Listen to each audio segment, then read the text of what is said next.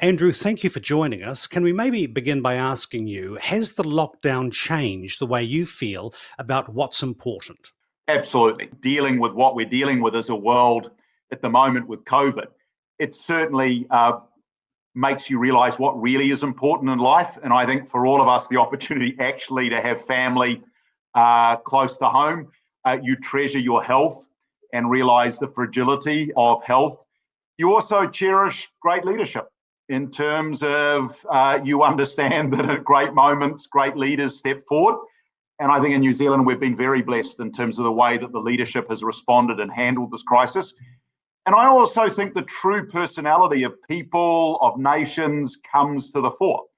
And I've been enormously proud. I think we've all been proud as New Zealanders that many of the things that we believe are special about Kiwis, our resilience, our preparedness to do the right thing under pressure, our ability to be gracious and kind and to think about others, I don't think we did too bad a job. Human mortality is fragile, and let's not waste the moment and the time that we have. Well, we are now looking to people like you to help guide us as we head off in possibly a new direction.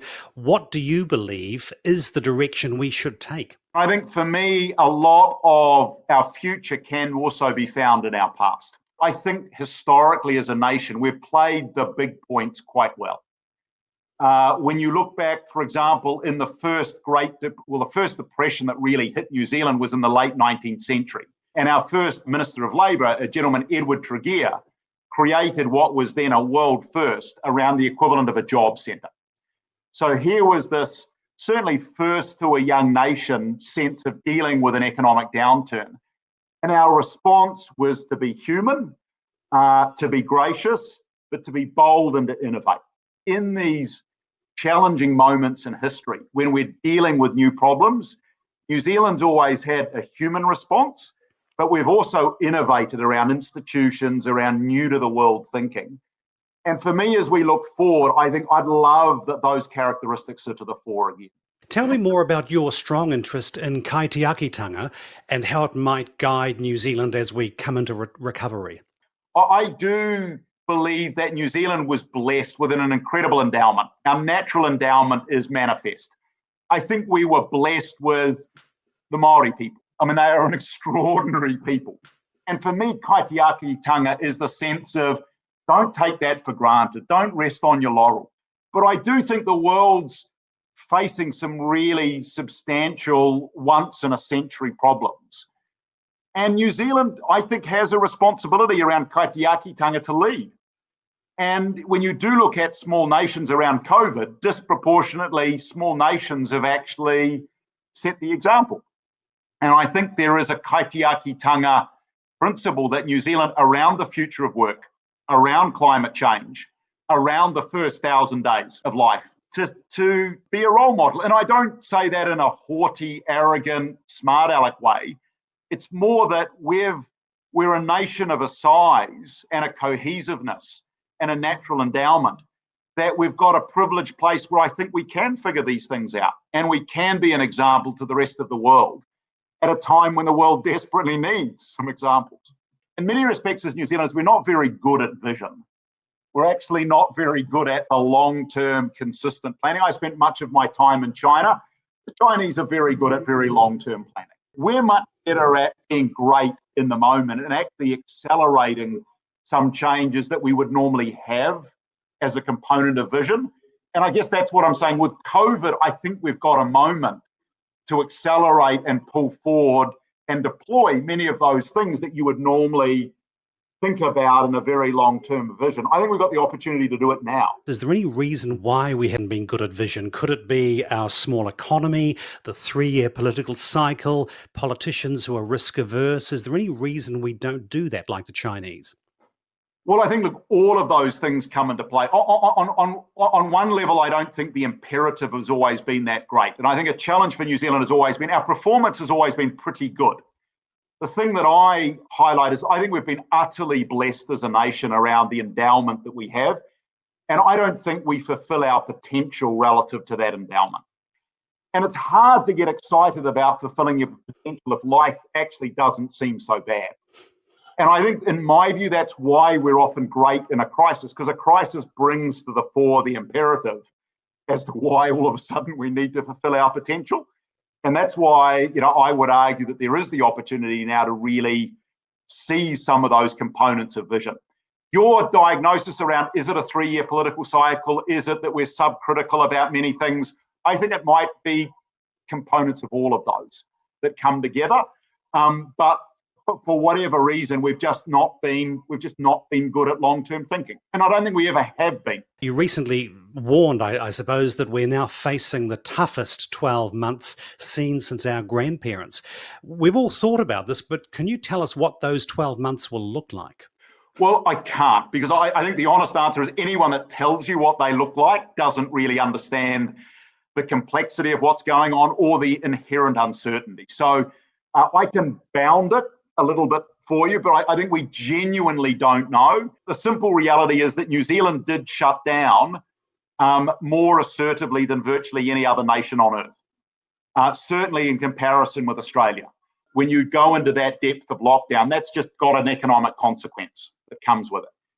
Secondly, is if you look at the health considerations of COVID, we've been most concerned about folk with pre-existing conditions. The most vulnerable are those with pre-existing conditions. The economic virus is going to behave in exactly the same way. Those with pre-existing conditions are the most vulnerable. And we had a number of sectors. We had a number of large industrial sites. And I would argue we had a material proportion of our SME, our small businesses, that had, they were already facing some challenges and were vulnerable. And COVID has made them even more vulnerable. And I think we probably have more of that than most nations. It just has a reality in terms of the profile. Now, we don't know quite how deep and how long, but we know that this will be deeper and more significant than anything that we have witnessed economically since our grandparents. I'm one of New Zealand's worst farmers, but I have a farm in the South Island where I live. We're thinking very profoundly about climate change, and our infrastructure that we have on the farm is not resilient given the climate changes. And we've already had 2 floods in the last 12 months that have made the farm really vulnerable. More than 90% of our critical infrastructure in New Zealand is on the coast. It's really vulnerable to climate change. What are we doing about how do we really create environmentally resilient infrastructure in the future? We're incredibly blessed as a nation with the fact that we have hydro at the centre of our network. But we know going forward that rainfall is going to be more variable. It's going to be in different places. And we need water storage for hydro in a way that we've never needed it before. How do we think that through and what that looks like? Well, as we talk, Auckland is facing a severe drought, so it's certainly top of mind. We saw that movie coming, and the leaders saw that movie coming.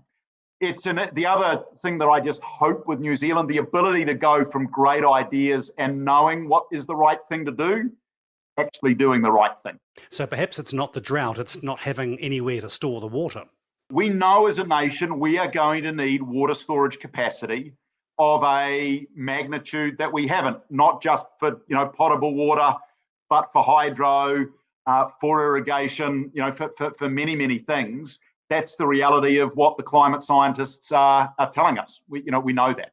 I would say just around COVID, when you look at the great work that folk like the WHO and Gavi in particular have done historically, the playbooks for dealing with a pandemic are really good, and they're there.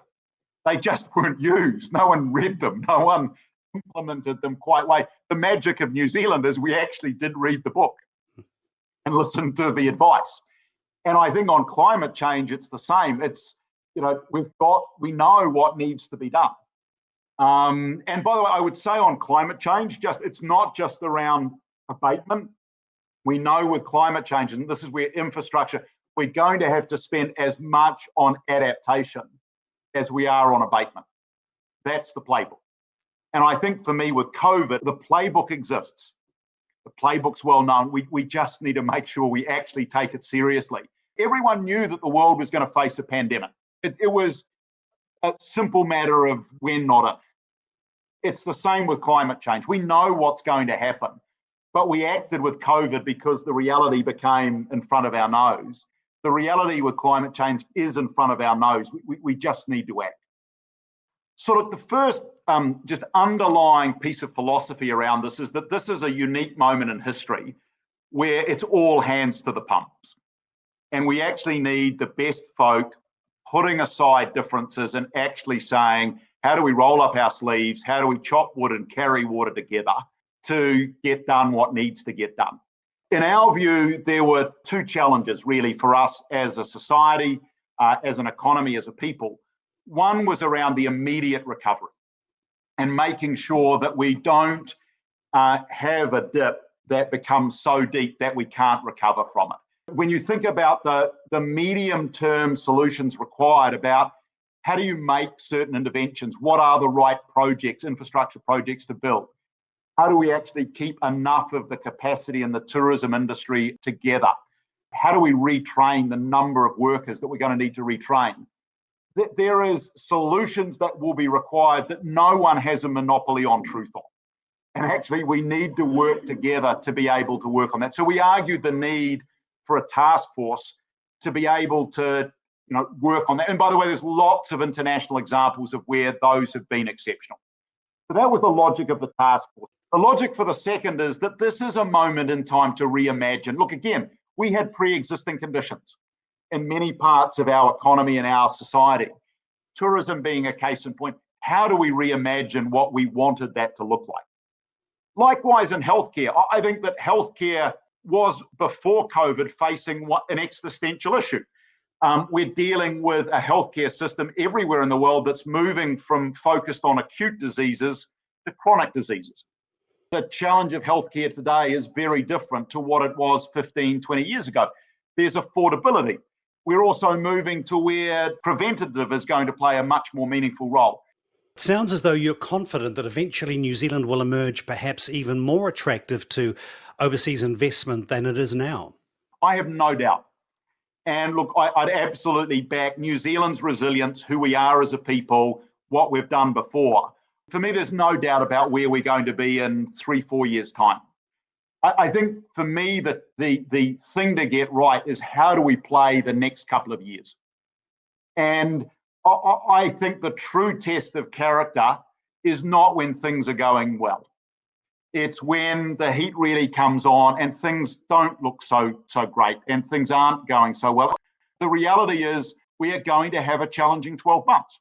Will we really rise to the occasion, and will we behave in a way that the world might incent us to behave differently, but we rise to the occasion and we rise above it, and we're at our very best in the toughest of times. Can you imagine what changes that we've been forced to adapt to that will probably keep even after recovery arrives? And I'm thinking of online shopping, remote workplace. What are the changes that we suddenly find we quite like? For me, COVID has been an amplifier and an accelerator of things that were happening anyway. And many of the things that I've talked about, working from home, that a job ends up being more of a portfolio of activities rather than an occupation, and doing that, a little bit at home, a little bit I think the future of work has significantly been accelerated. I'm hopeful that COVID will prove to be an accelerator around doing the necessary things around climate change. I hope we learn from the GFC and actually accelerate climate change interventions and initiatives rather than put them on the back burner until the world gets back to normal. Because the other thing we know this time, the world is not going to get back to normal. It will be a next normal, but it's not going to go back to the way it was.